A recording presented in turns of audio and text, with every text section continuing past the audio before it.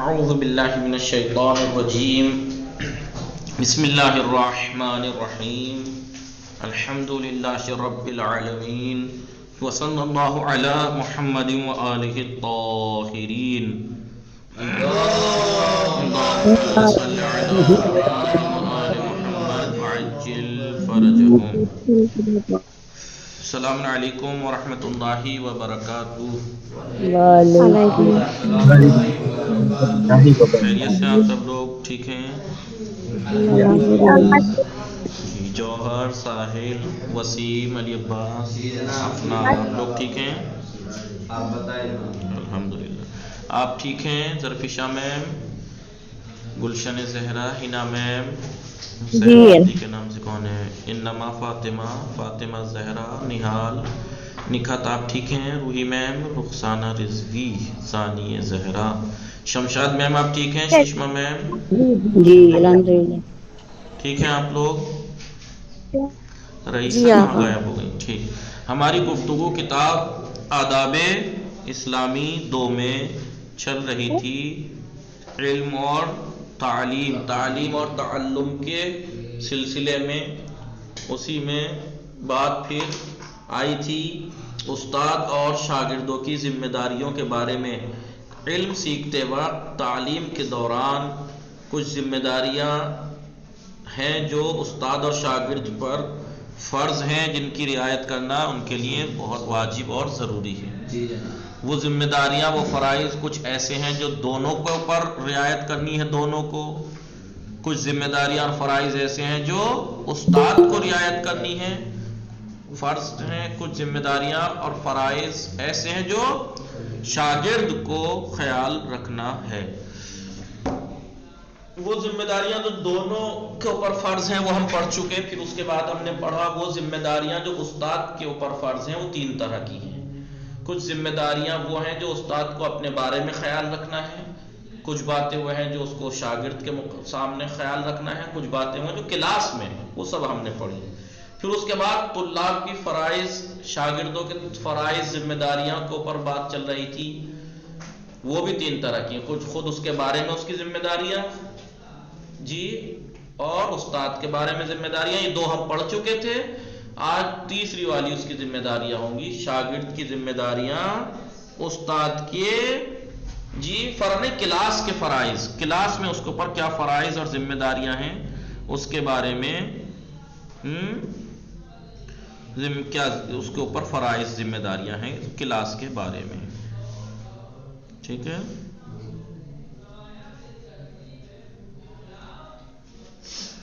وہی آج شروع ہوگی. 10واں سبق طلاب کے فرائض اور ذمہ داریاں.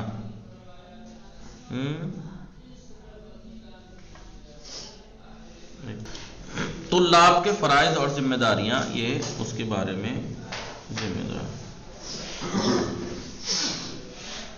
کیا ذمہ داریاں بنتی ہیں. نمبر 1، علماء اسلام کی جانب سے، جو اسلام کے علماء عالم لوگ ہیں ان کی طرف سے طلاب کے لیے سب سے پہلی نصیحت کیا ہے؟ جو بزرگ علماء طلاب کے لیے، شاگردوں کے لیے نصیحت کرتے ہیں وہ کیا ہیں؟ ان میں سب سے پہلی نصیحت یہ ہے کہ قرأت اور حفظ قرآن کے لیے زیادہ سے زیادہ سعی اور کوشش کریں.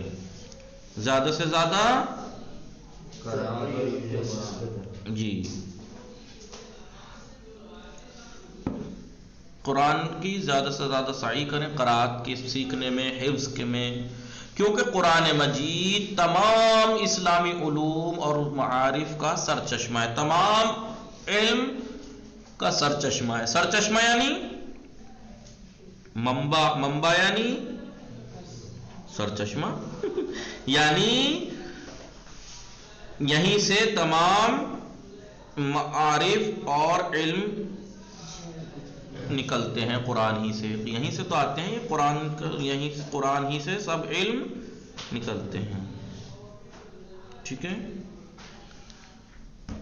لہذا اس سے واقفیت کے بغیر، قرآن سے جانکاری کے بغیر ہر علم ابتر اور ناقص ہے. ابتر اور ابتر کسے کہتے ہیں جی؟ کسے کہتے ہیں ابتر؟ نہیں سنا کبھی ابتر؟ آپ میں سے کسی نے سنا ہے ابتر؟ سب سے اول جی جی اینا میم کیا کہہ رہی ہیں؟ اول نمبر مطلب ابتر، اعلیٰ سب سے لوور، جی ابتر مطلب جس کی کوئی اولاد نہ ہو، جس کی کوئی جی اولاد نہ ہو ہے ابتر۔ کس نے کہا جس کا اولاد نہ ہو؟ جی رخسانہ اور جناب رسول اللہ کو کہا گیا تھا۔ سورہ کوثر میں آپ روز ہی پڑھتے ہوں گے انا شانیہ کا ہو الابتر، آپ کا دشمن ابتر ہے۔ ہم نے تو جی آپ آقا۔ کو کوثر عطا کیا ہے، آپ کا دشمن لوگ آپ کو تانا دیتے تھے کیونکہ آپ جی کی اولاد نہیں تھی، تو لوگ تانا دیتے تھے۔ اور آپ جانتے ہیں کہ جس کے اولاد نہ ہو سب سے خطرناک اور سب سے دل دکھا دینے والا، تڑپا دینے والا تانا کون سا ہوتا ہے؟ بے اولادہ کہنا کسی کو۔ جی تو آپ کو کہتے تھے تو بڑی تکلیف ہوتی تھی آپ کو، دلی تکلیف، تو آپ کو ابتر کہتے تھے۔ ابتر کے معنی کیا ہے ابھی بھی سب کو نہیں معلوم۔ ابتر کہتے ہیں دم بریدہ کو، جس کی دم کٹی ہوئی ہو۔ دم کٹی ہوئی جانور کو کیا کہتے ہیں؟ ابتر کہتے ہیں، جس کی دم کٹی ہوئی ہوتی ہے، ٹھیک ہے؟ لہذا جس کی نسل کٹی ہوئی ہوتی ہے اس کو بھی ابتر کہتے ہیں، اس کو بھی، کیونکہ دم جو ہوتی ہے پیچھے ہوتی ہے، نسل بھی پیچھے ہوتی ہے، پیچھے سے آتی ہے کہ اس کے بعد وہ آتی ہے نسل، جس کی نسل کٹی ہوتی ہے اسے ابتر کہنے لگتے ہیں۔ تو ابتر کا مطلب ہوتا ہے ناقص اور ادھورا ہی، ایک طرح سے ہاں ابتر یعنی وہ علم جو قرآن، جب تک ہم قرآن کو کی جانکاری حاصل نہیں کریں گے تو اس کے بغیر ہر علم ایسا ہی ہے جیسے دم کٹا ہوا جانور کیسا لگتا ہے، اس کی قیمت سب گر جاتی ہے، چاہے کتنا ہی اچھا ہو، دم کٹی بھی ہو ایسے ہی وہ۔ یہاں پہ تو ابتر سے مراد یہاں پر ناقص، ادھورا، بے، جی عجیب سا، بغیر قرآن کی واقفیت کے ہر علم ابتر ہے۔ دوسرے یہ کہ حفظ و قرات قرآن مجید ہر اعتبار سے بابرکت ہے۔ حفظ اور قرآن کی، دیکھیے قرآن کی قرات کرنے سے ذہن تیز ہوتا ہے، آپ کو معلوم ہے؟ جی جناب، ہر اعتبار سے بابرکت ہے، اور آپ جانتے برکت تو کتنی ہے ہی گھر، اور اس سے انسان کی قلب و روح کے اندر تر و تازگی اور شادابی پیدا ہوتی ہے، جس سے تعلیم میں آسانیاں پیدا ہوتی ہیں۔ یہ پہلی ذمہ داری طلاب کی کلاس کے بارے میں ہے۔ علماء نے کہا کہ سب سے پہلے وہ قرات اور حفظ کے بارے میں کوشش کریں، کیونکہ سارے علم یہیں سے نکلتے ہیں۔ نمبر 2، طالب علم اپنی حیثیتوں کو اچھی طرح پرکھ لے کہ میری کیا کیپیسٹی، کیا صلاحیت ہے، اور اپنے ذہن اور حافظے پر ضرورت سے زیادہ بوجھ نہ ڈالے، اپنے حافظے اور حافظے پر، ذہن پر ضرورت سے زیادہ بوجھ نہ ڈالے۔ البتہ یہ بات واضح رہے کہ جب انسان تعلیم کی راہ میں قدم آگے بڑھاتا ہے تو اس کے سامنے علم کے دروازے کھلتے جاتے ہیں۔ شروع میں تھوڑا سا بوجھ لگے گا، پھر آہستہ آہستہ پھر اس کو بہت زیادہ بھی بوجھ نہیں لگتا ہے، اور اس کی قدرت، توانائی، کیپیسٹی میں اضافہ ہوتا جاتا ہے۔ جی لہذا ایک شروعات میں اسے لگ رہا ہے کہ میرا ذہن تھکان مان رہا ہے، اسی لیے مطالعے کے لیے کیا فرمایا ہے؟ مطالعے کے، اسٹڈی کے جو آداب ہیں ان میں یہ بتایا گیا ہے کہ جب بھی پڑھنے بیٹھے انسان تو 2-3 سبجیکٹ لے کے بیٹھے۔ کیا کہہ رہے ہیں آپ لوگ؟ سمجھ میں آ رہے ہیں؟ سن رہے ہیں میں کیا کہہ رہا ہوں؟ جی جب بھی پڑھنے کے لیے، مطالعہ کرنے کے لیے تو 2-3 کتابیں، 2-3 سبجیکٹ ساتھ لے کے بیٹھے۔ کبھی بھی ایک ہی کتاب کو بہت دیر تک نہ پڑھے، بور ہو جاتا ہے، اکتا جاتا ہے۔ 15-20-25 منٹ، 15 منٹ، 10 منٹ، 20 منٹ جتنا پڑھے، فوراً جیسے عجیب سا لگے فوراً سبجیکٹ بدل دے، پھر اس میں لگتا 10-15 منٹ، 20 منٹ پڑھے، پھر بدل دے، تو اس سے جو ہے وہ تنوع بھی ہوتا رہتا ہے۔ ورنہ ایک چیز آپ جانتے ہیں خستہ آور ہوتی ہے، تھکا دیتی ہے، ایک ہی چیز تھکا دیتی ہے انسان کو۔ تھکانے کا مطلب یہ نہیں کہ اس کا جسم تھک جاتا ہے، کیونکہ جسم کی تھکان کا تعلق ذہن کی تھکان سے ہے۔ جی قرآن کی پڑھنے میں میرا بہت جو ہے ذہن تھک جاتا ہے، جیسے زور دینے پہ۔ جی تو ذہن کی تھکان جو ہوتی ہے اس سے جسم بھی تھکان مان جاتا ہے. ذہن کی تھکان کو اس لیے بہت بڑی تھکان کہا گیا کہ ذہن کی تھکان سے ہی جسم کو، ورنہ آدمی جسم کیسا ہے، انسان کا جسم ایسا ہے، اگر اس نے اپنی عادتیں ڈال لی ہیں، مزدوروں کو دیکھ لیجئے، ہم سے آدھا گھنٹہ کام نہیں ہوگا، وہ صبح سے لے کے شام تک کتنا بھاری بھاری وزنی کام. اور مرد تو چھوڑیے، عورتوں کو دیکھ لیجئے جو آدی واسی ہوتی ہیں، راجستھانی خاص کر کے ادھر کے علاقے کی، کتنا دن بھر کام کرتی ہیں، کتنا بوجھ اٹھاتی ہیں. ہم دیکھ کے آ کے کھل جاتی ہیں کہ اتنا بوجھ دن بھر. جی تو جسم تو ان کا جسم بھی ہے، لیکن ذہن اگر تھک جائے تو پھر جسم بھی کام نہیں کرتا ہے، پھر آلسی ہو کے پڑ جاتا ہے آدمی. لہذا جب مطالعہ کرنے کے آداب میں سے کیے ہیں کہ جب مطالعہ کرنے بیٹھے تو ایک ہی کتاب کو بہت دیر تک نہ پڑھیں. ٹھیک ہے، اور اپنے اسی لیے کس وجہ سے، کیونکہ اپنے ذہن پہ زیادہ بوجھ نہ ڈالے، ذہن پہ زیادہ بوجھ نہ ڈالے. لیکن البتہ آہستہ آہستہ آہستہ آہستہ ہوتے ہوتے انسان کے ذہن کو عادت ہو جاتی ہے، اور جب عادت ہو جاتی ہے تو پھر اس کے لیے اور دروازے بھی کھلتے چلے جاتے ہیں علم کے، اور اس کی توانائیوں میں، قدرت میں، صلاحیت میں اضافہ ہوتا جاتا ہے. تیسری ذمہ داری شاگرد کی کیا ہے؟ مطالعہ کرنے یا سبق یاد کرنے کا صحیح طریقہ اپنائے. یاد کرنے کا ایسا نہیں ہے کتاب لے کے بیٹھ گیا اور یاد کرنے کے لیے رٹا جسے مارنا کہتے ہیں، مطالعہ کرنے یا سبق کرنے کے صحیح طریقہ اپنائے. یہ رٹا، وہ ذہن نہیں لگے گا، بس زبان چل رہی ہے اس کی. ذہن اگر لگا لے تو اسے یاد کرنے کے بعد لفظ رٹنے کی ضرورت نہیں ہے. لفظ رٹے ہوئے ہوں گے تو امتحان میں یا کہیں بھی جہاں ایک لفظ ذہن سے نکلا ساری باتیں ذہن سے نکل جائے گی. اور اگر باتیں ذہن میں ہیں تو پھر اپنے الفاظ میں بھی لکھے گا، صحیح لکھ دے گا. مطالعہ کرنے یا سبق یاد کرنے کا صحیح طریقہ اپنائیں. اور کسی چیز کو ذہن اور حافظے کے سپرد کرنے سے پہلے، کوئی بھی چیز ذہن کے حوالے کرنے سے پہلے، یاد کرنے سے پہلے اس کی صحت یا ضعف کے بارے میں اطمینان پیدا کر لے. اس کی صحت اور یا ضعف، یعنی صحت اور ضعف، یعنی کوئی بھی چیز یاد کرنے سے پہلے پتہ لگا لے کہ صحیح ہے یا غلط ہے یہ بات. کیونکہ جو بات ذہن میں غلط طریقے سے بیٹھ جاتی ہے اس کی اصلاح بہت سخت بلکہ بعض اوقات ناممکن ہو جاتی ہے. ذہن میں ایک دفعہ غلط ڈھنگ سے بات بیٹھ جائے، بات کچھ اور کہنا چاہ رہے تھے، ہم نے اپنے یاد کسی اور طریقے سے کر لیا اسے. چوتھی ذمہ داری کیا بنتی ہے؟ طالب علم کا ایک نظام الاوقات یعنی ٹائم ٹیبل ہونا چاہیے. اس کا یہ ٹائم ٹیبل باندھ لے کہ مجھے نماز صبح سے 1 گھنٹے پہلے اٹھنا ہے، اور وہ ٹائم پرفیکٹ مانا جاتا ہے پڑھائی کے لیے، اس وقت پڑھے. جی صبح اور شام میں پڑھے گا، مثلا رات کو پڑھے گا مثلا. طالب علم کا ایک نظام الاوقات یعنی ٹائم ٹیبل اس کا بالکل پرفیکٹ ہونا چاہیے کہ میرا یہ پڑھنے کا ٹائم ہے، میں اور اس ٹائم ہر کام چھوڑ کے اسی ٹائم بیٹھے پڑھنے، جس کے مطابق وہ پورے دن پابندی کے ساتھ اپنے تعلیمی امور انجام دے سکے.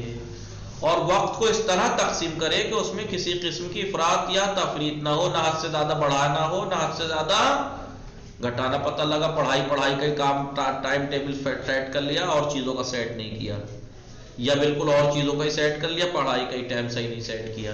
نہیں، ٹھیک ہو، اس میں کھانے پینے کا وقت بھی سیٹ ہو، اس میں پڑھائی کا بھی سیٹ ہو، اور بھی باہر جانے کا کام، یہ کا اس کا سیٹ، اس کا سیٹ، اور تفریح کا بھی ہونا چاہیے.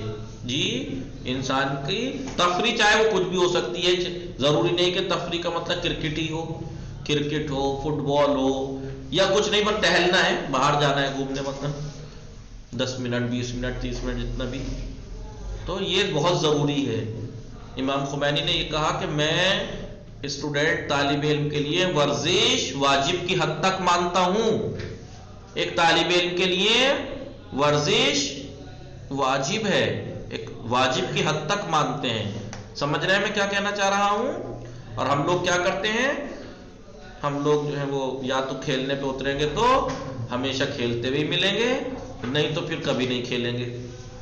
کھیلنے کا مطلب، ورزش کا مطلب یہ نہیں ہے کہ کھیل، کچھ بھی ہو، ایکٹیویٹی ہونی چاہیے بالکل سب کاموں سے ہٹ کے، ٹہلنا ہی ہو، آرام سے ذہن فریش کرنے، جی کھیل ہو، لیکن فٹ بال وغیرہ کرکٹ ایسا جس سے جسم کو چلتا پھرتا رہے، اس سے ذہن کو بھی مضبوطی ملتی ہے۔ امام خمینی واجب کی حد تک مانتے ہیں ایک پڑھنے والے کے لیے ورزش اور کھیل۔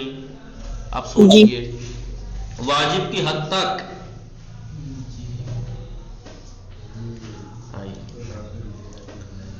لہذا ٹائم ٹیبل سیٹ کرے، اور ایسا بھی نہ ہو کہ ایک دم کسی کام کے پیچھے پڑ جائے، بس یہی کرنا اور دوسرے کام کو بالکل نظر انداز کر دے، بلکہ تمام چیزوں کو مناسب مقدار میں انجام دیتا ہے۔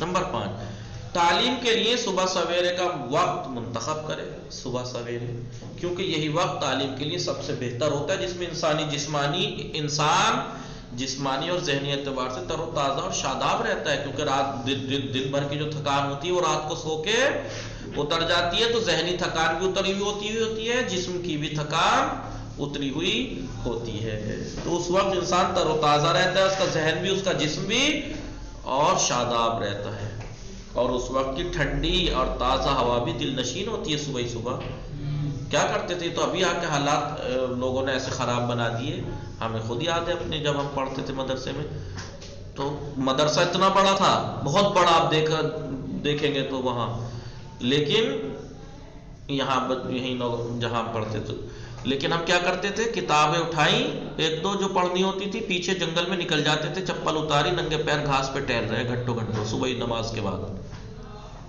تو پڑھتے تھے، یاد ہوتا تھا، تو جنگل چلے جاتے تھے پیچھے کھیت ٹہلتے ہوئے گھاس میں، تو یہ ٹائم پرفیکٹ ہوتا ہے، دل نشین ہوا ہوتی ہے، مزہ اچھا لگتا ہے، فریش لگتا ہے، درس بھی یاد ہوتا ہے، انسان تھکان سے دور ہوتا ہے اس وقت۔ نمبر 6، اور تازی ہوا کھا کے جسم کو تو فائدہ ہے ہی،